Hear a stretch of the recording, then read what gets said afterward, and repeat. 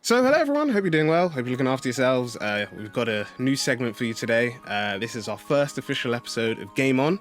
Now there might be some of you wondering, what is Game On? What is Jeffrey talking about? And essentially this is our newly added segment, which is all about the world of gaming, having deep discussions about what got us and our guest speakers into gaming, looking forward to some of the games coming out this year in 2022, what are some of the games we're excited about, but also talking about, I guess, for you guys, the passion of gaming and how this can also lead to a career in the future. But as in typical fashion, I like to bring on guest speakers to help support me in this podcasting journey, and I've got a great guest speaker for you today. So I'm going to hand over to Mary. If you just give us like a brief introduction about yourself. Thank you. So my name is Mary. I am a radiographer. I currently work around West London. I have been playing video games since 2012, although I played quite a bit during my childhood, on and off. But yeah, in my free time, video games are my favorite thing. That's a perfect introduction. I liked it. And yeah, she's perfectly qualified to be on the discussion today to talk about, I guess, gaming. So let's dive right into the first question.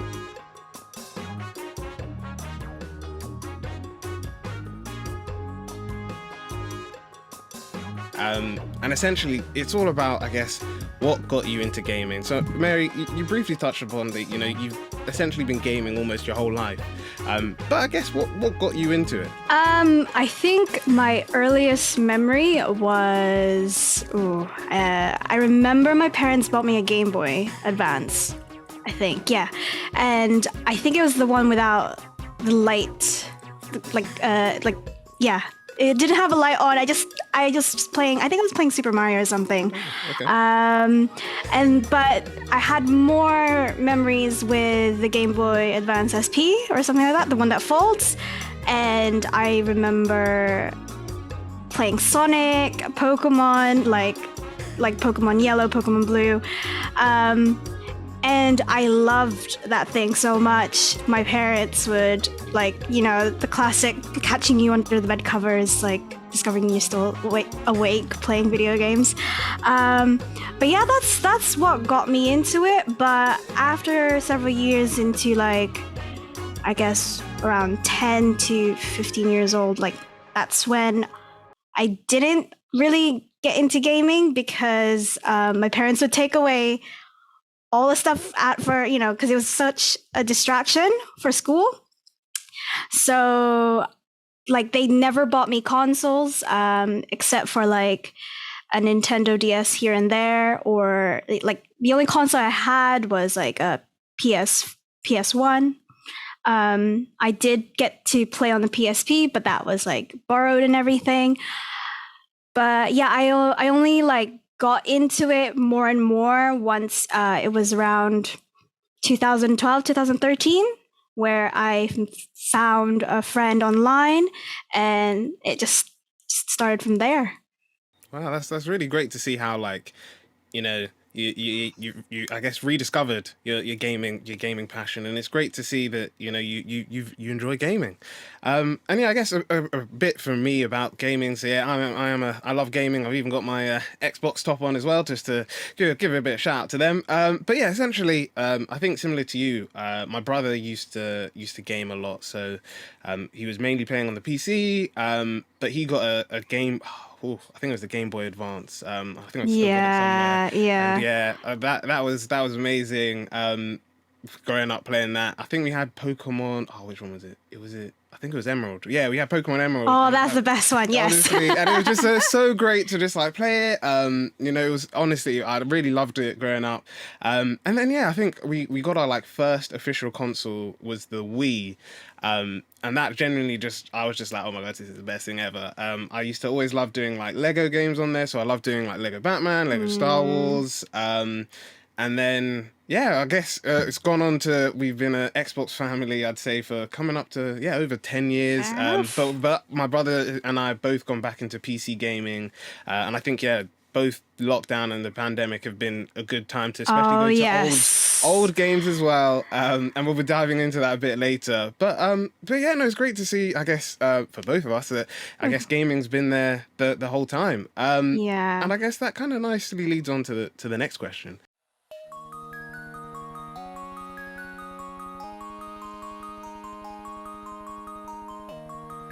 Which I guess we sort of kind of teased. But what was the first game that you ever played? I think it was Super Mario, but I'm not 100%. But I'd say solid. I think it was Pokemon Blue or Pokemon Yellow out of the two. Okay. Yeah. Yeah, no, that's pretty cool. I think for me it was, well, I think it was Pokemon Emerald was the first game I played, and like you said, it's really good. Honestly, it is. Yeah, it's a great game. If you haven't played it, I'd recommend that you do play it.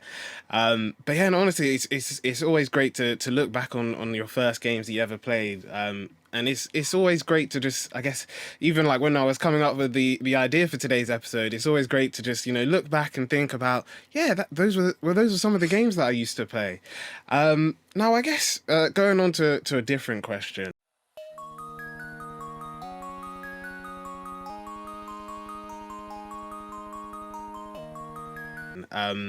We've spoken about gaming, and we've spoken about, I guess, our passion with gaming.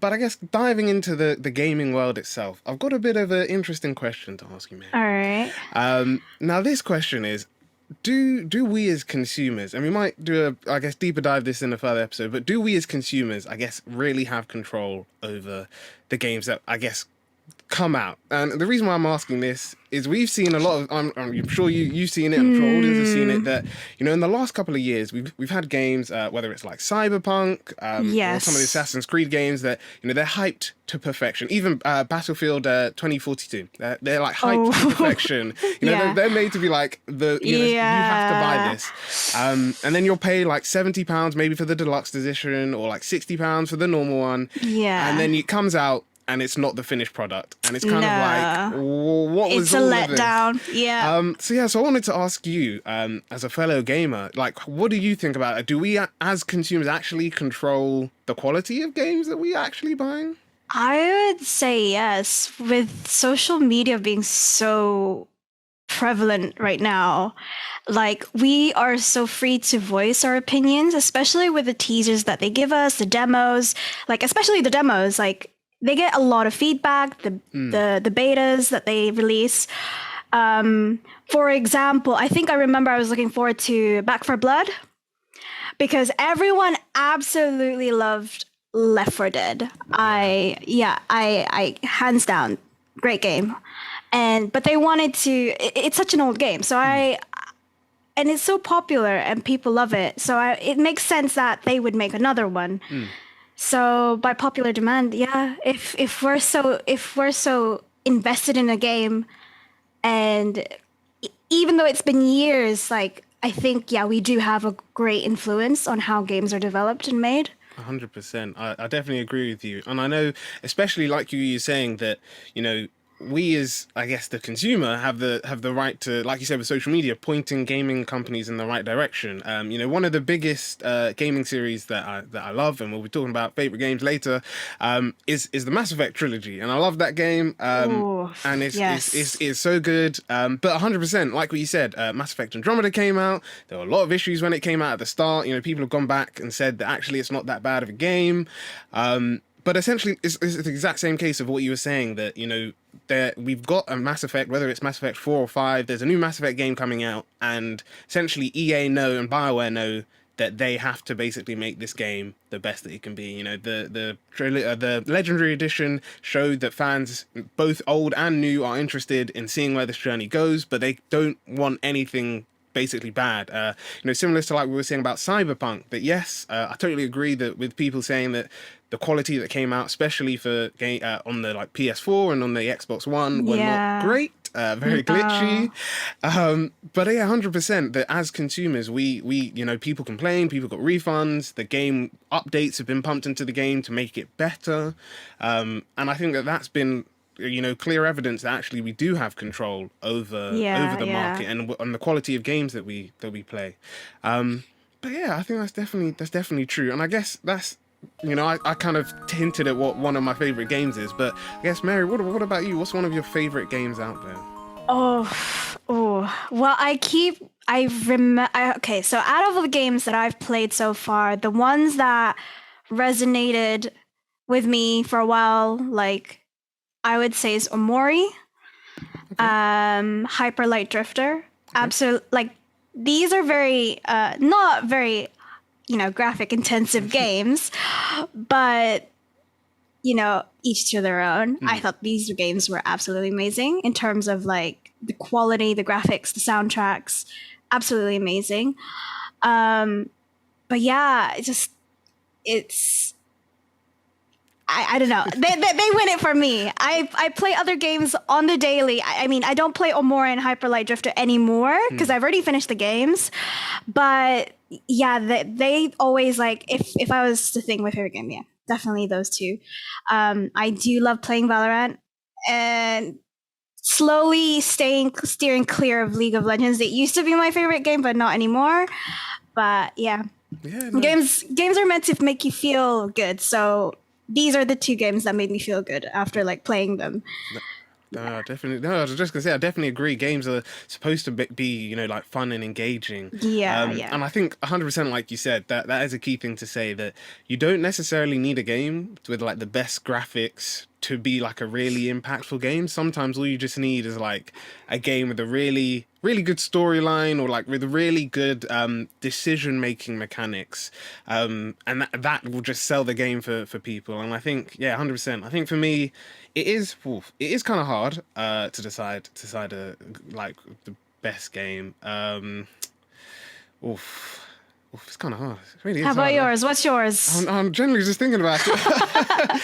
I would say like, so 100%. I think Mass Effect is definitely up there, because like I think, especially so me and my brother, that was the first game that we played through together as like a RPG. Your decisions really impact the storyline game, and that was like amazing. I remember. I think my brother was saying like the first time that he did the suicide mission at the end of the game, where you have to essentially save your crew, you have to save everyone. I think he said like the first time he did it, basically most of the crew died because he had no idea he had like no idea that you have to do the side quest, you have to like upgrade your ship, you have to like do the loyalty missions. He just thought, like I just have to do a few of these, do the main storyline, and it's all good.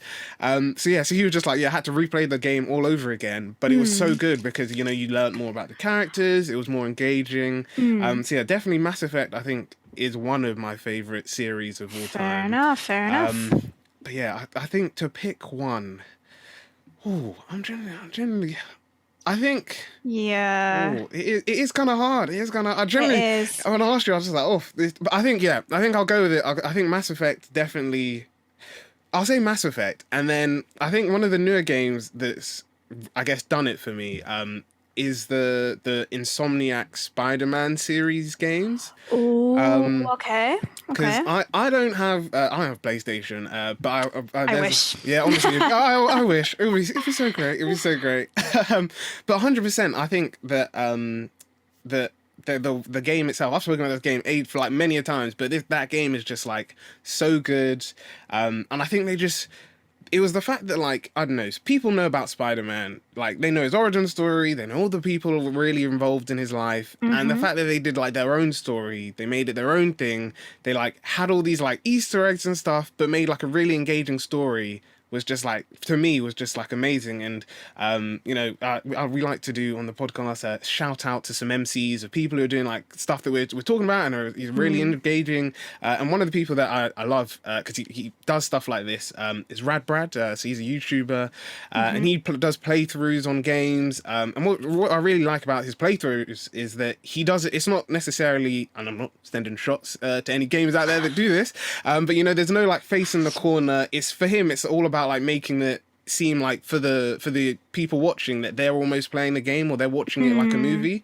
And I've always loved that because especially like you said about not having, you know, certain games, whether it's because you don't have the console or because, you know, you're not really sure about it. It just makes it like really interesting. And yeah, I'd watched the Spider-Man one, the Spider-Man Miles Morales one that he did as well.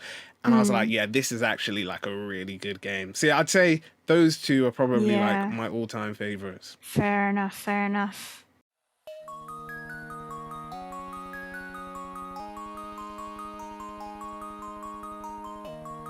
I guess you know, one more question before we get to the last question or the last two questions of today is essentially, now I don't know how you feel about this because there's this idea, especially I guess with AAA games, that when it comes to certain, I guess, genres, especially like the stealth genre, that you can't stick with that nowadays because it doesn't work. So like one example, I guess, would be Assassin's Creed, where, you know, where, like the first couple of games, you know, there was an emphasis on stealth. You know, you could do a bit of fighting, but it was more about like planning your route. You know, you would think that stealth, you try to be as stealthy as possible, you try to evade enemies.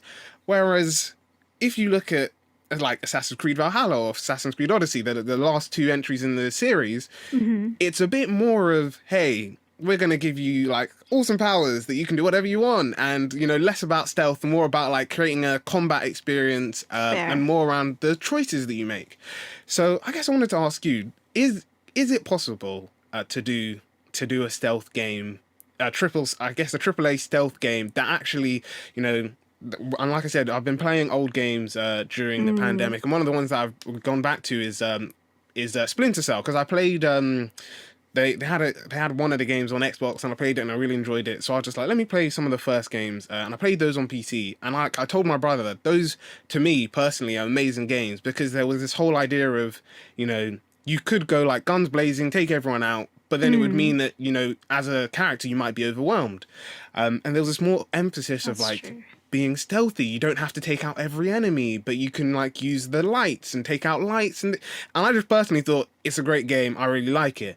But yeah, I guess, yeah, that's my question to you. Do you think like stealth is essentially can't work in a AAA game nowadays?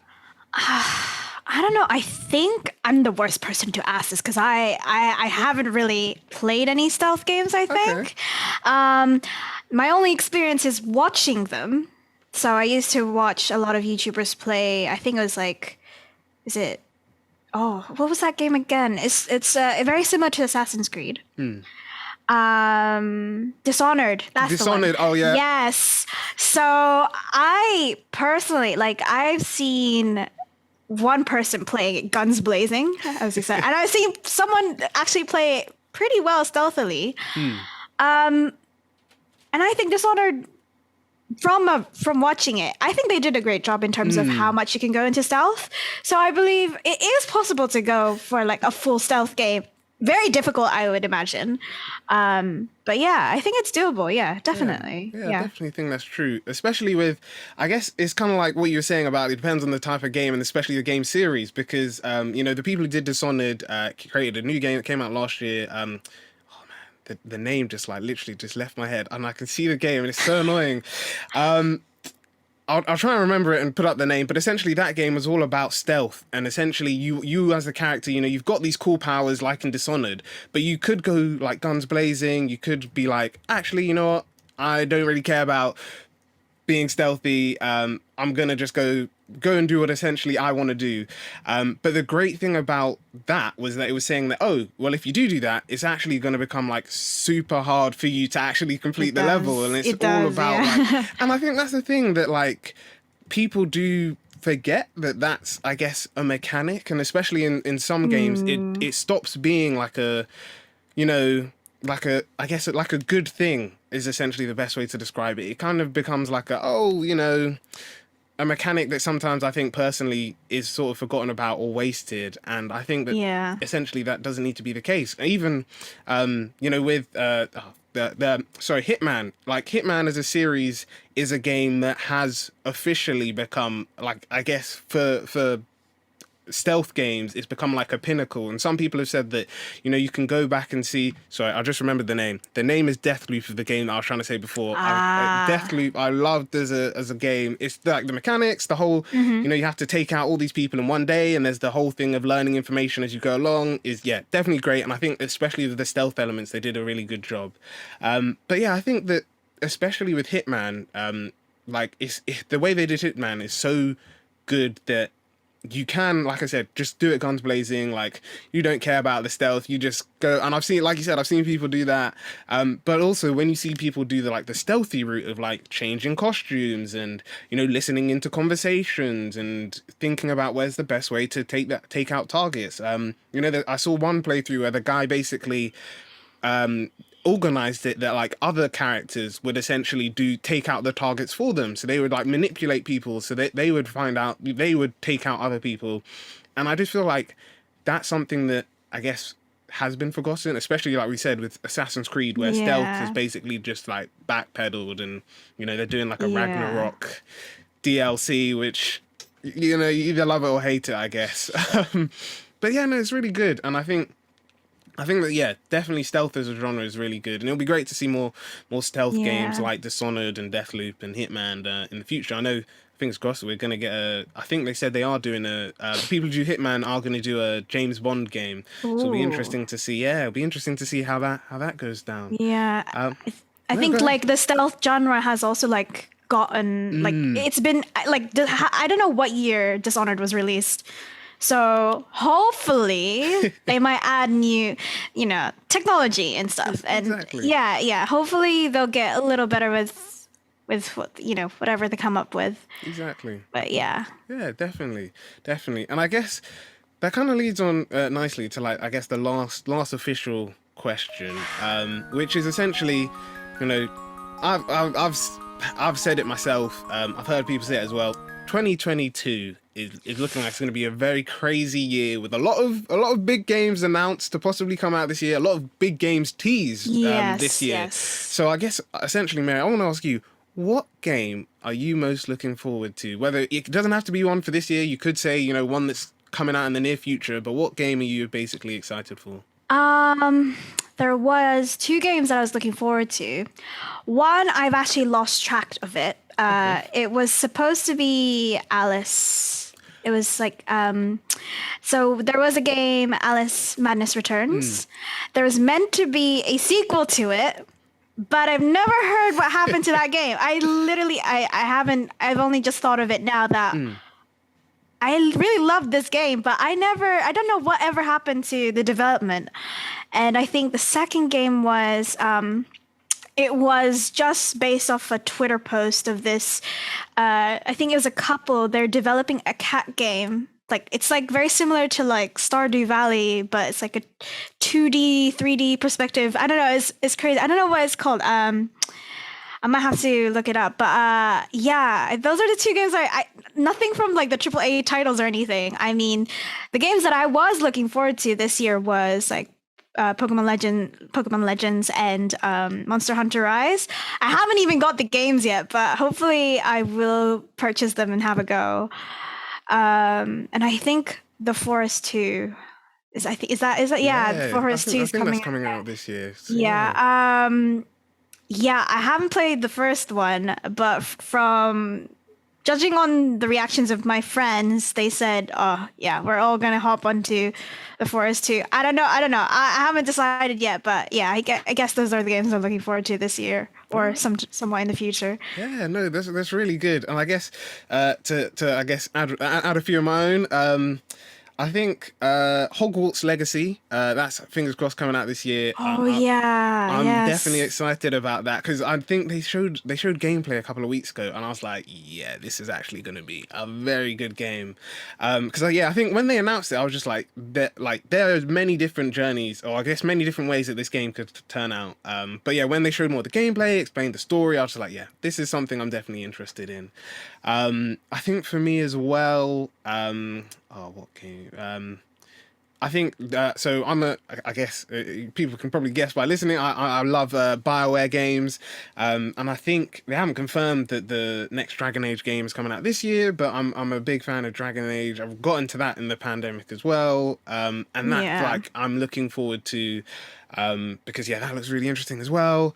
And I guess one more game to top it off. Oh yeah, one more game to top it off. I have been as soon as they announced it, like I've only seen the teaser clip. There's no gameplay or anything. But Insomniac's Marvel Wolverine game that's supposed to come out. Oh, yeah. I was like, oh my gosh. When I saw the trailer, I was I was screaming, because I was just generally just like, the last Wolverine game you got was the tie-in for the X-Men Origins Wolverine film, and that itself was a really good game. It had interesting mechanics. But yeah, people were just like, the fact that this is set in its own thing. It's not a tie-in. It's got its own storyline. Like the limits for what it could do, like with Spider-Man, is like the roof is the limit. So essentially, it's like so much could happen in that I'm just generally super excited about it. Yeah. So I think there's a lot, like I said, there's a lot of games to pick from. There's a lot of good games coming out soon. Yeah. And I think as well, I guess one more to add. I don't know if it's officially a game yet, but I know that there was a game. I don't remember the person's name, but there was a guy who was basically like during the pandemic was making like an Avatar: The Last Airbender type game. Really? Oh, okay. So he was like looking into. So there's this whole video, and we'll include the link in the description for anyone interested. But he did this whole like it was this whole mechanic of like you get to fly around different locations. So I think you went around Bossing Say, you went around the northern water tribe. You could fly around there as Aang, and it was like really interesting because you couldn't necessarily like fight anyone, but you got to play as Aang. You got to like do you use the 4 elements. You would do like the whole gliding with the glider as well, so that was cool. You could ride on Appa, I think, as well, and it was just like really interesting because like I guess it was like an independent project by like one guy.